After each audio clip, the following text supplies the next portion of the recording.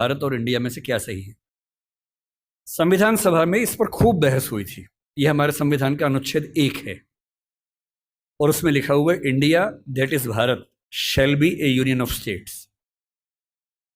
बड़ी इंटरेस्टिंग बात है कि उस समय डिबेट थी कि भारत का नाम भारत रखें या इंडिया रखें। कुछ लोगों ने आर्यव्रत भी कहा, आर्यव्रत कहा, कुछ ने हिंदुस्तान कहा, सब नाम चले। अंत में सहमति बनी कि नहीं, भारत और इंडिया ही ठीक है।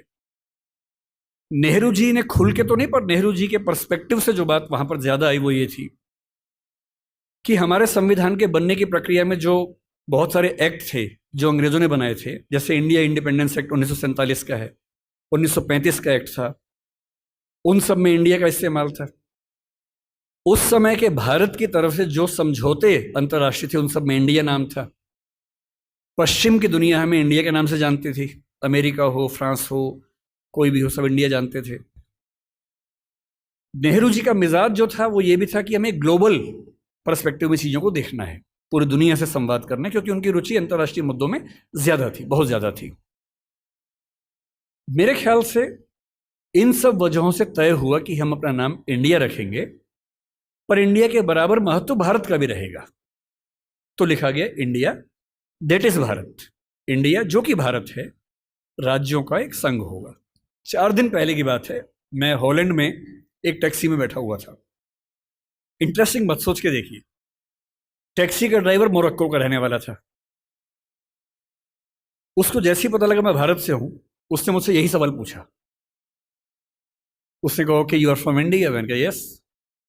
We are listening to a debate India और Bharat, what do you think? मैं बड़ा चकित कि ये मोरक्को का आदमी हॉलैंड में रहता है, इसके मन में ये सवाल आ रहा है। तो मैंने कहा कि ये तो राजनीतिक कारणों से हुआ है, लेकिन बात अपने आप में सही है। मैंने कहा जैसे बॉम्बे मुंबई हुआ, मुझे खुशी हुई, क्योंकि मुंबई की आबादी के लिए मुंबई में जो मजा है वो बॉम्बे में नहीं है। बॉम्बे तो अंग्रेजों ने नाम दिया था। कोलकाता को कैलकाटा अंग्रेजों ने किया, तो बंगाल के लोगों ने कोलकाता कर दिया उसको।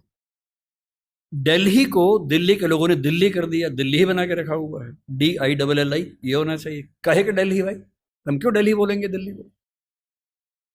ये सारे तर्क अगर सही हैं, अगर बर्मा का नाम म्यांमार होना सही है क्योंकि उनकी जनता की आवाज तो म्यांमार में है, बर्मा में नहीं है।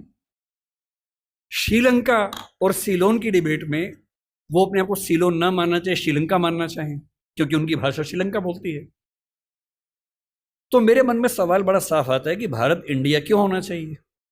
मैं फिर स्पष्ट कर दूं, मैं सरकार के पक्ष में नहीं बोल रहा हूं, मुझे उनसे रत्ती भर मतलब नहीं, मैं एक विचार की बात कर रहा हूं।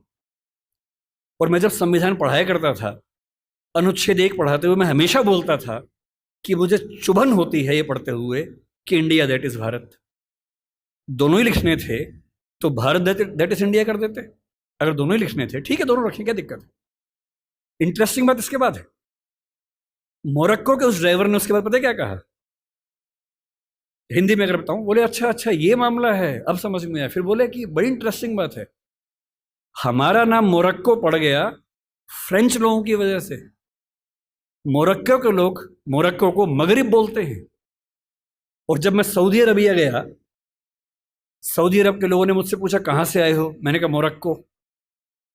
उन्होंने इस भाव से देखा कि मैं पागल हूं, बोले नहीं, मगरिब से आए हो।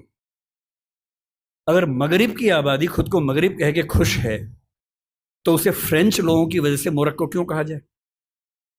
इंडिया शब्द वेस्ट ने दिया और बुरे भाव से दिया।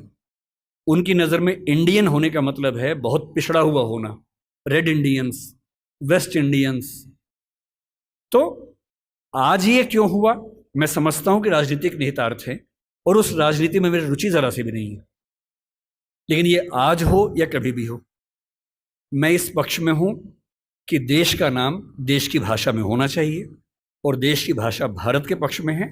आप इंडिया भी रख लीजिए, इंडिया दैट इज भारत के बदले भारत दैट इज इंडिया मेरी पहली पसंद होगी। मुझे इंडिया से दिक्कत नहीं है, पर भारत मेरी पहली मोहब्बत है।